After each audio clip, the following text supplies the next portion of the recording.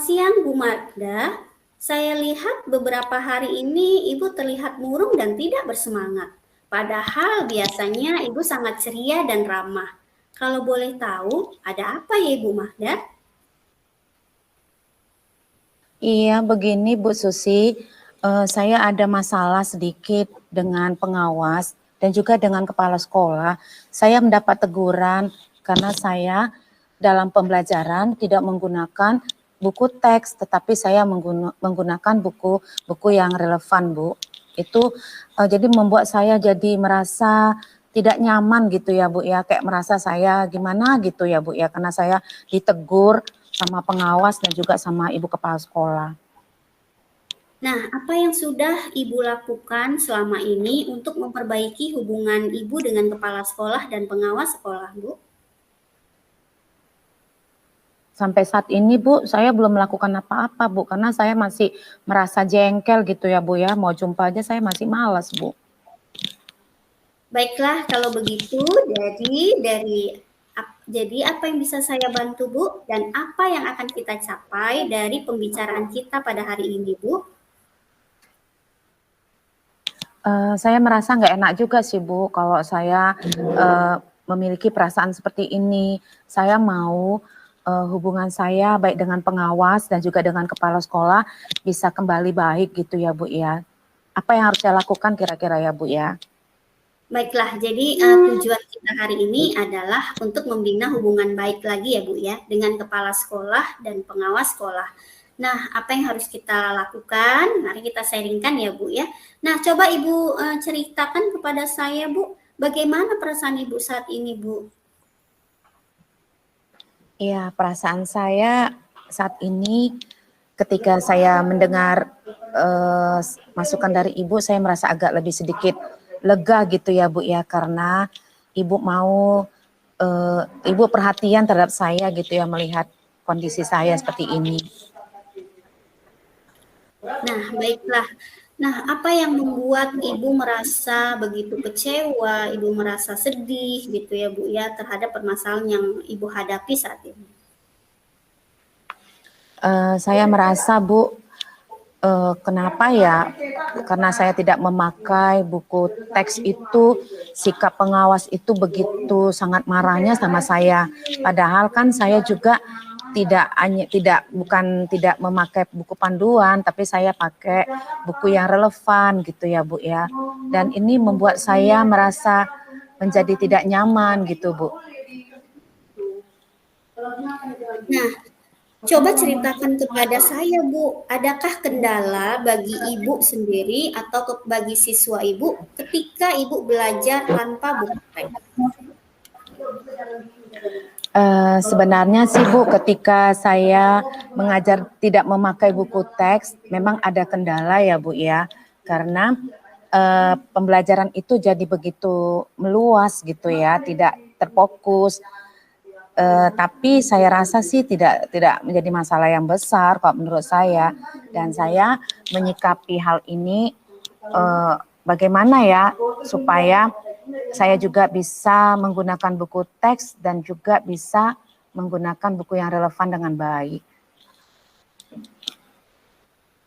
Oke, baiklah Ibu. Nah, selama ini ketika Ibu mengajar tidak menggunakan buku teks, itu kan materinya lebih luas ya Bu ya. Nah, bagaimana dengan capaian hasil belajar siswa? Apakah terpengaruh dengan Ibu tidak menggunakan buku saat belajar? Memang ketika saya mengajar tidak memakai buku, tentu apa yang menjadi tujuan pembelajaran itu tidak sesuai dengan target gitu ya Bu ya. Tentu hasil yang dicapai anak-anak juga saya melihat ada kendala sih Bu. Tidak semaksimal yang diharapkan. Baiklah. Nah, bagaimana dengan guru lain Bu? Apakah menggunakan buku teks atau tidak saat mereka mengajar?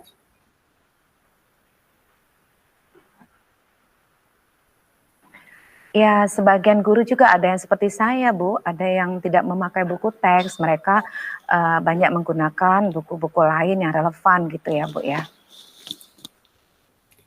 Nah, berdasarkan pemaparan Ibu nih, Coba Ibu bandingkan capaian belajar siswa jika belajar menggunakan buku teks dan sumber lainnya dikombinasikan, ya, dikolaborasikan, ditambah lagi dengan atau dibandingkan dengan ketika Ibu mengajar tidak ada buku teks gitu. Bagaimana hasil capaian belajar siswa menurut Ibu? Kalau menurut pendapat saya tentu ya Bu ya, ketika dia memakai buku teks dan dikolaborasikan dengan buku yang relevan, tentu hasilnya akan lebih baik karena akan mencapai sesuai dengan tujuan pembelajaran kita, dan mereka juga bisa lebih berekspresi ya, artinya lebih banyak menambah wawasan-wawasan di dalam pembelajaran anak-anak tersebut, sehingga ilmu yang didapat mereka bisa lebih maksimal lagi, saya rasa Bu. Oke, nah saat Ibu mendapat teguran ya dari pengawas sekolah, ketika itu kan pengawas sekolah meminta Ibu untuk menggunakan buku teks gitu ya Bu. Nah, bagaimana perasaan Ibu pada saat itu Bu? Saya sangat sedih gitu ya Bu ya, kok marah gitu ya. Saya kan ingin membuat sesuatu yang beda, mau mengekspresikan ide-ide saya, kenapa ide saya itu juga tidak diperbolehkan gitu. Saya merasa seperti belum merdeka gitu sih Bu. Nah, apakah Ibu sudah menjelaskan alasan Ibu mengapa tidak menggunakan buku teks kepada pengawas sekolah Ibu?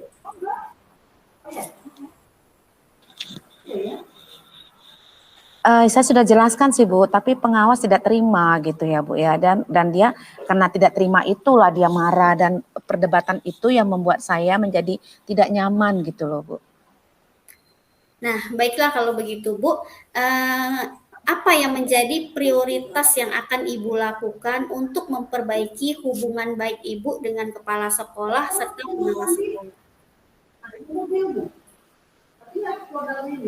Prioritas saya tentu saya akan berupaya untuk minta maaf lah, minta maaf kepada pengawas dan juga kepada kepada kepala sekolah, dan saya juga akan merubah model pembelajaran saya seperti apa yang mereka inginkan, yaitu saya akan menggunakan pembelajaran dengan tetap menggunakan buku teks dan saya kolaborasikan dengan buku-buku yang relevan lainnya Bu. Bagus sekali itu Bu, saya setuju dengan pendapat Ibu. Meminta maaf adalah perbuatan yang sangat mulia.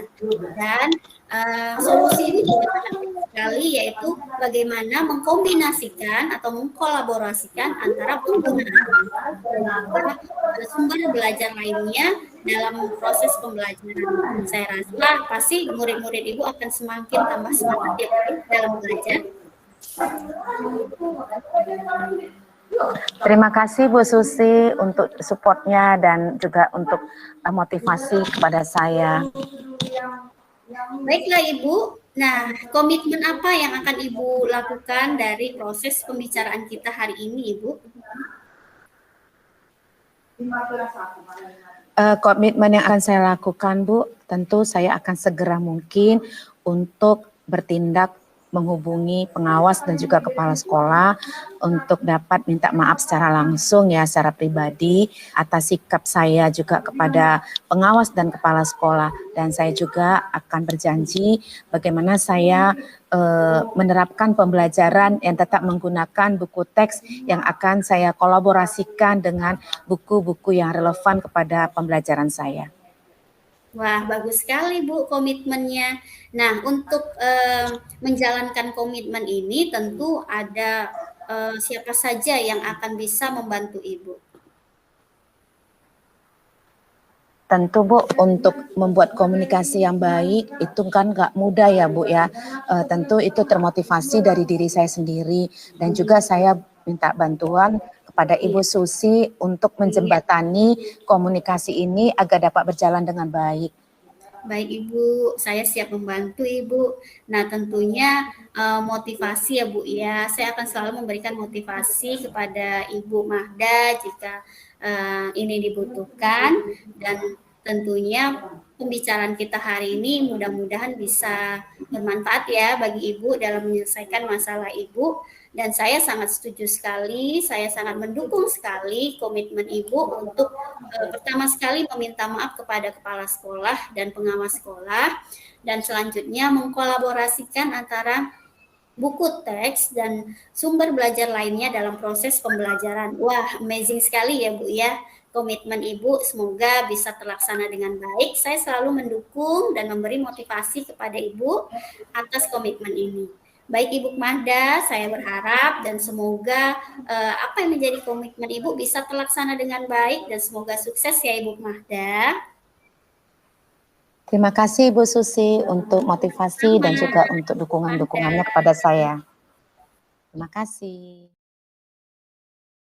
Ya, untuk kasus yang ketiga, nah Ibu di sini perannya sebagai coach ya. Nah ini tentang guru ya Bu ya, seorang guru yang mendapat kendala, situasi yang tidak enak ya karena ada perbedaan pendapat antara pengawas dan kepala sekolah. Hal ini buat dia menjadi merasa tidak nyaman ya. Itu kira-kira intinya ya Bu ya. Nah dari apa yang telah Ibu paparkan sebagai coach, untuk tujuannya dalam menyampaikan tujuan coaching itu sudah bagus sekali Ibu memaparkannya ya. Di situ nampak sekali apa yang menjadi tujuan di situ ya. Jadi di situ Ibu membuat suatu pertanyaan ya. Di situ bagaimana menyikapi apa yang mau Ibu sampaikan gitu ya, target apa gitu ya. Jadi di sini bagaimana komunikasi antara guru dengan kepala sekolah dan pengawasnya dapat berlangsung dengan baik kembali ya Bu ya.